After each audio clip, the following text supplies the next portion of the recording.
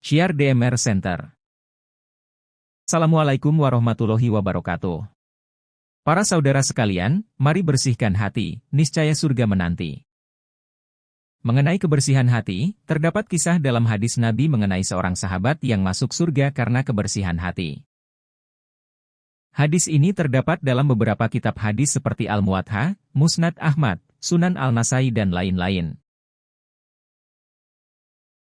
Dalam Sunan An-Nasai, kisah ini diriwayatkan oleh Anas bin Malik sebagai sahabat yang menyaksikan langsung peristiwa tersebut. Suatu hari, Anas bin Malik bersama sahabat lainnya sedang duduk berbincang bersama Rasulullah SAW. Tiba-tiba Rasulullah SAW berkata, "Sebentar lagi akan datang seorang ahli surga." Kemudian muncullah seorang dari kalangan Ansyar, di jenggotnya tampak tetesan bekas air wudunya, sendalnya ia tenteng di tangan kirinya. Keesokan harinya, Rasulullah SAW menyebutkan hal yang sama, dan laki-laki dari Ansyar itu pun datang dengan kondisi yang sama sebagaimana hari pertama Rasulullah mengatakannya. Hingga keesokan harinya pun sama, Rasulullah menyebut-nyebut ahli surga itu kepada para sahabatnya. Tatkala Rasulullah SAW pergi, Abdullah bin Amru bin Al-As yang mengetahui perihal tersebut, dan mengikuti perbincangannya pergi mengikuti orang Ansyar tersebut. "Aku sedang mengalami hubungan yang tidak baik dengan ayahku, lalu aku pun bersumpah untuk tidak menginap di rumahnya 3 malam. Aku berpikir untuk menginap saja di rumahmu hingga habis masa sumpahku," ujar Abdullah kepada orang Ansyar tersebut. "Ya, silakan," ujarnya. Anas bin Malik menceritakan, Abdullah bin Amru bin Al-As ketika itu menginap di rumah orang Ansyar yang disebut Nabi sebagai ahli surga.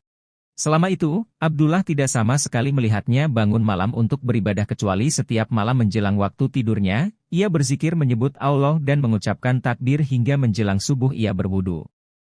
Selain itu, kata Abdullah, aku tidak mendengar ia berkata-kata kecuali hal-hal yang baik. Selang 3 malam, hampir saja Abdullah menganggap remeh amalan orang Ansyar itu.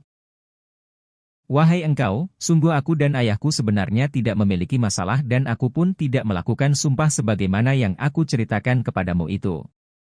Hanya saja, aku mendengar Rasulullah SAW menyebutkan, akan datang seorang ahli surga, dan saat itu pun engkau datang. Hal itu beliau ulang sebanyak 3 kali di 3 pertemuan, dan selalu saja engkau yang muncul saat Rasulullah berkata demikian.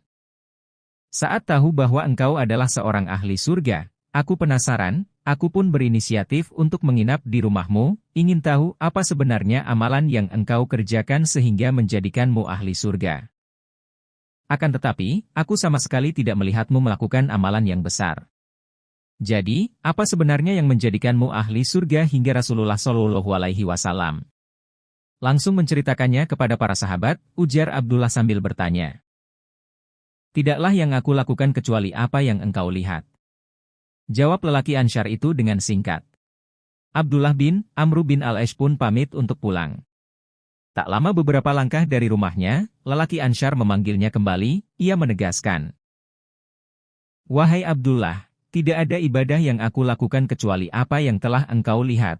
Hanya saja aku tidak mendapati dalam diriku dendam dan kedengkian terhadap seorang pun dari kaum muslimin. Aku tidak menyimpan hasad atas apa yang telah dikaruniai Allah kepada mereka. Abdullah bin Amru berkata, ternyata inilah amalan yang membuatmu mencapai derajat ahli surga. Itulah amalan yang berat bagi kami. Wallahu alam. Semoga Allah senantiasa membimbing kita dengan hidayah dan taufiknya dan menjaga hati kita dari segala penyakit hati.